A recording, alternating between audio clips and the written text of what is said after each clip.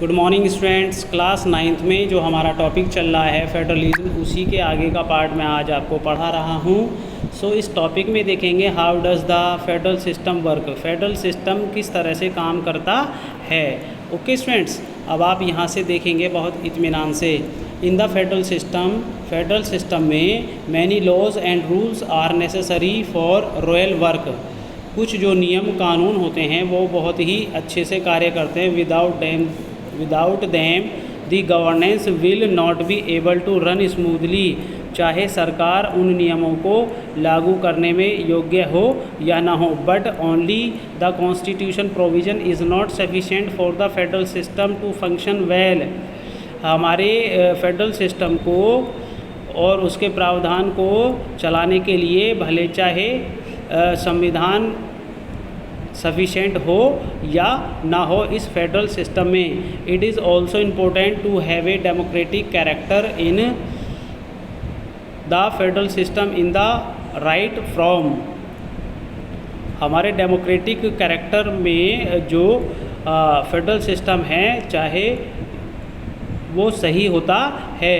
The reason for the success of federal system in our country is due to its democratic political character which is present in most of the federal system countries.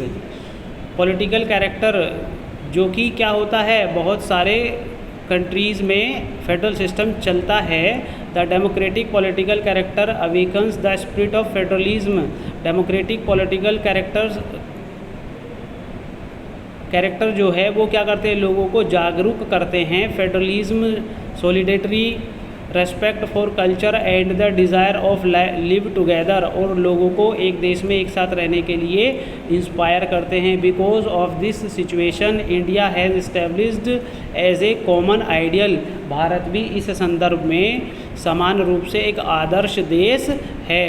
Okay students, देखेंगे यहाँ पर जो हमारा देश का जो map है, आप इसको बहुत अच्छे से स्टडी करेंगे। By looking at the above picture A and B, a lot of changes visible in the map of India. यानी कि पार्ट ए और बी में देखेंगे स्टूडेंट्स, यहाँ पर इन्होंने चलो खैर मैं आपको यहीं से बताता हूँ।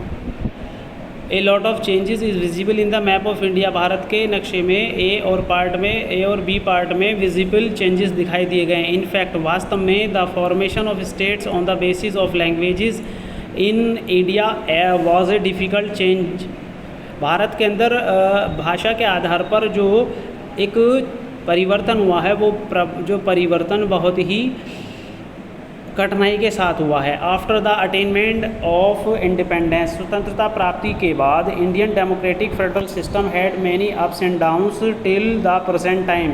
तब से लेकर के वर्तमान समय तक बहुत सारे अप एंड डाउन्स हम लोगों ने फेस किए हैं। Many old provinces were lost from the map and many new ones.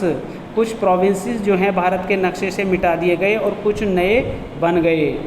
Okay students, states were formed, राज्यों की स्थापना की गई। The names and boundaries of the state changed, और जैसे ही भारत का अंदर एक नेशनलाइजेशन हुआ, उसी तरह से कुछ स्टेट्स को मिटाया गया, कुछ स्टेट्स बाउंड्रीज को बनाया गया। New states were formed in 1950s by combining several old state और चेंजिंग देयर बाउंड्रीज। यानी कि 1950 में जो पुराने स्टेट्स थे उनको चेंज करके उनकी बाउंड्रीज़ को भी चेंज किया गया और नए स्टेट्स डेवलप किए गए। Its purpose was that people speaking one language came to a state. इसका उद्देश्य ये था कि एक स्टेट में लोग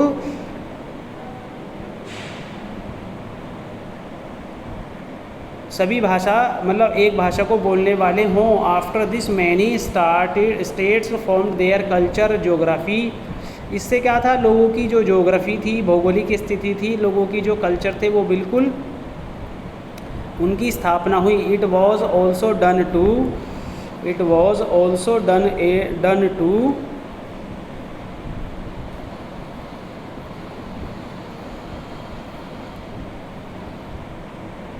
honour the diversity of ethnics इससे क्या हो गया, लोगों के अंदर एक डाइवर्सिटी डेवलप हुई। These states include like Nagaland, Uttarakhand and Jharkhand, इन स्टेट्स को बनाया गया बाद में है। When states were formed on the basis of languages, राज्यों का निर्माण भाषा के आधार पर किया गया। The country's leader were afraid that doing so would break the country, परंतु जो देश के लीडर्स थे उन्हें ये डर था कि इससे क्या होगा, देश का बंटवारा हो जाएगा या देश टूटने लगेगा। दिस वाज द रीज़न, इसका एक कारण था कि there was some delay in the formation of state, राज्यों के निर्माण में देरी हुई। The fear of the leaders proved to be unbridled, लोगों का जो नेताओं का जो विश्वास था वो सिद्ध नहीं हो सका है। Instead of breaking up the country became more integrated and powerful, बल्कि क्या हुआ, देश और भी ज़्यादा शक्तिशाली बन गया। And administration was highly facilitated, और एडमिनिस्ट्रेशन को बहुत ही हाईली फैसिलिटेड किया गया, यानी कि प्रशासन को बहुत अच्छे से सुविधाजनक बनाया गया। My village has not been under the same province since independence, मेरा जो गांव है वो स्वतंत्रता से इस प्रोविंसेस में आता है। Before the formation of Uttar प्रदेश, उत्तर प्रदेश के निर्माण से पहले my village was in United provinces, मेरा जो गांव था वो यूनाइटेड प्रोविंसेस में आता था। Their states whose names have been changed are, जिससे क्या होगा, मेरे गांव के जो नाम हैं वो बदल गए। Madhya Pradesh was cold central provinces, देखेंगे ये 1950 वाला जो मैप है उसके बारे में बात कर रहे हैं स्टूडेंट्स। मध्य प्रदेश को क्या बोला जाता था, central provinces. Punjab was a part of north eastern provinces, और Rajasthan was part of Rajputana. Okay students, Bihar has been carved out as Jharkhand and Bihar, Bihar को तोड़ करके झारखंड और बिहार राज्यों की स्थापना की गई। Madhya Pradesh has been divided into Chhattisgarh and Madhya Pradesh, Madhya Pradesh का निर्माण भी दो राज्यों के रूप में हुआ, छत्तीसगढ़ और Madhya Pradesh. Uttarakhand has been carved out of Uttar Pradesh, 2002 में क्या हुआ, उत्तराखंड की स्थापना कर दी गई उत्तर प्रदेश से निकाल करके। लैंग्वेज पॉलिसी, भाषा की जो नीति है डियर स्टूडेंट्स, देखेंगे उसके बारे में क्या है। India's federal system has faced difficult situation many times, भारतीय संघीय व्यवस्था में कभी कभी कठिनाई की स्थिति का सामना किया जाता है। In the case of language policy also faced difficult situations, इससे क्या होता है, जो हमारी भाषाई नीति होती हैं उसके कारण ये कठिनाई या कठिन परिस्थितियों का सामना करना पड़ता है। No language has been given the status of a national language in India, किसी पर्टिकुलर भाषा को स्टेटस प्रोवाइड नहीं कराया जाता है।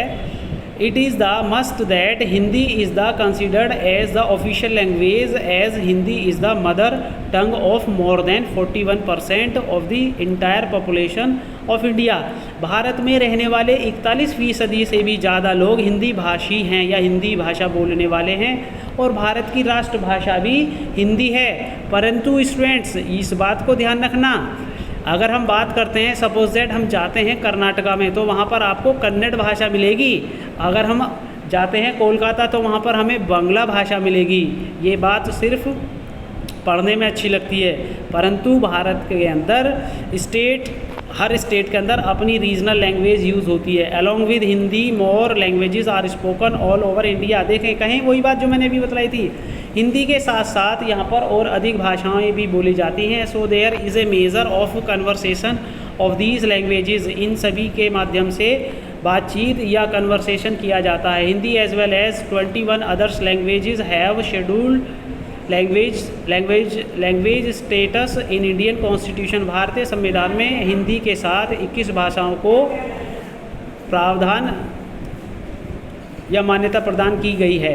Apart from this the states have their on official language and all the work is done in their official language in the states, राज्य की भाषा के ही अंदर ऑफिशियल लैंग्वेज में ही काम किया जाता है।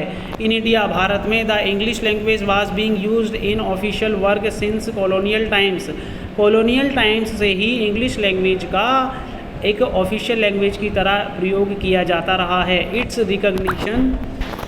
Recognition was to be closed in 1965 but Hindi speaking people opposed it. 1965 में इसे इंग्लिश को बंद कर दिया गया था, परंतु हिंदी भाषी लोगों ने इसका विरोध किया। मोर than 41% of people in India speak Hindi.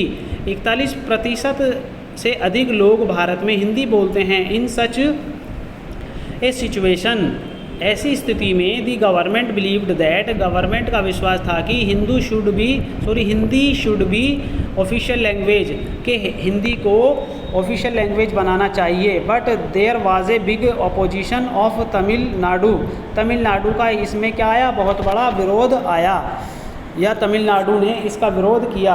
In such A situation, ऐसी परिस्थिति में the central government gave permission for official work in Hindi as well as English language. English और हिंदी के लिए केंद्र सरकार ने परमिशन दी, यानी कि जो हमारा ऑफिशियल लैंग्वेज में जो काम होगा वो हिंदी और इंग्लिश दोनों में होगा। Okay students, the government of India took this step very thoughtfully because different languages were spoken in many different states. Bharat के विभिन्न राज्यों में विभिन्न भाषाएं बोली जाती हैं। And imposition of Hindi on those states would have been wrong, और जिन राज्यों में हिंदी नहीं बोली जाती है उनके लिए क्या होगी, हिंदी गलत हो जाएगी। The leaders took A flexible approach in terms of language, इसलिए लीडर्स ने एक फ्लेक्सिबल अप्रोच को यूज़ किया। ओके स्टूडेंट्स, अब आप इस वीडियो को बहुत अच्छे से देखेंगे और कल मैं आपको इस चैप्टर के रिगार्डिंग होमवर्क कराऊंगा। Goodbye students.